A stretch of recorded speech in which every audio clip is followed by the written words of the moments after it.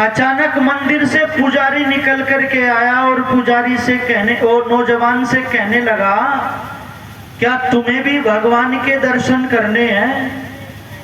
तो उस नौजवान ने कहा, हाँ पुजारी जी, मुझे भी भगवान के दर्शन करने हैं। तो उसने कहा, 11 रुपए का VIP पास बनवा लो, शॉर्टकट से भगवान के दर्शन करा दूंगा।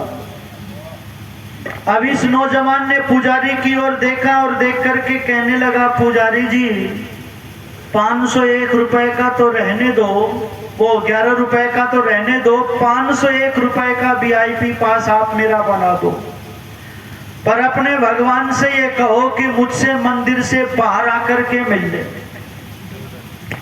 तो पुजारी हंसा और हंस करके कहने लगा, क्यों मजाक करते हो?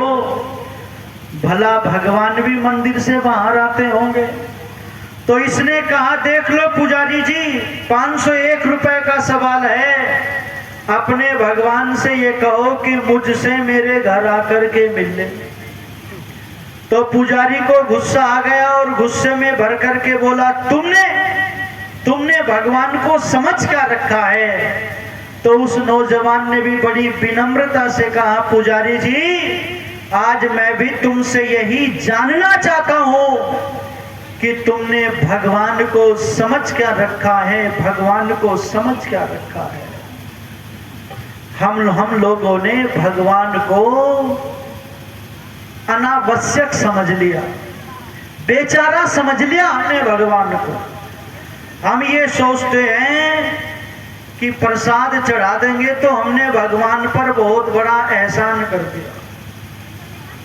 थोड़ा सा पानी में दूध मिला करके उसके ऊपर चढ़ा देते हैं तो ये सोचते हैं ये भगवान की भक्ति है, हम भगवान को प्रसन्न कर रहे हैं। पर ध्यान देना लोगों, परम पिता परमात्मा को ना दूध की आवश्यकता, ना पानी की आवश्यकता, ना पैसों की, ना कपड़ों की, किसी की कोई आवश्यकता नहीं उसकी।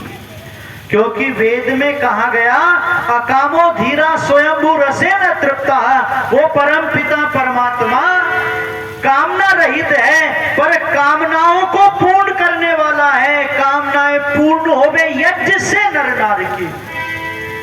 जरा विचार करना, जब बच्चा माँ के गर्भ में होता है तो उसके बाहर निकलने से पहले दूध की व्यवस्था कौन करता है?